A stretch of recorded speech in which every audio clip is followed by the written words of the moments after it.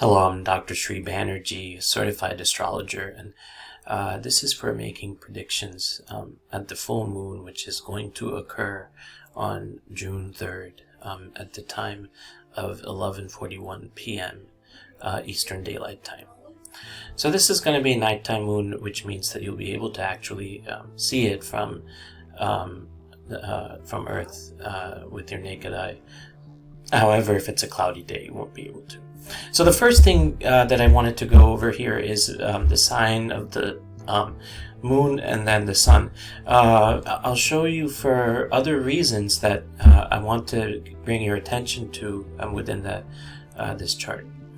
So typically I see this as a 30-day reading or a 15-day reading, depending on how you want to interpret this.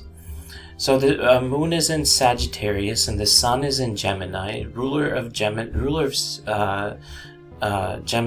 is Mercury. So Mercury and Uranus is actually leaning onto the fourth house, which means that this stable foundation that is creating what you believe and what you know is about to be jolted. And your knowledge, Mercury, it takes on the characteristics of its neighboring planet. So the type of thinking that will really help you understand your lot in life is understanding that foundation. The other thing, so this is how the sun is related to Mercury. Now let's look at the moon. A moon is ruled by Jupiter, which is conjunct the north node. So some sort of this is usually not used as thoroughly in Western astrology. However, this is potentially looking at your past and evaluating about your past, which is very much congruent with the Mercury-Uranus conjunction. Now I want to talk about the Venus-Mars conjunction. Right now we're in spring, and so a lot more, when Mars and Venus are together, there's a lot more need for intimacy and for love and everything. So what is interesting is that this is opposition Pluto, so that means that these friendships or relationships or and anything can be transformative when it's opposing Mars and Venus. So in relations or in friendships, look for opportunities for transformation. Then if you're looking at some of these other aspects, I'd like to look at these aspects next.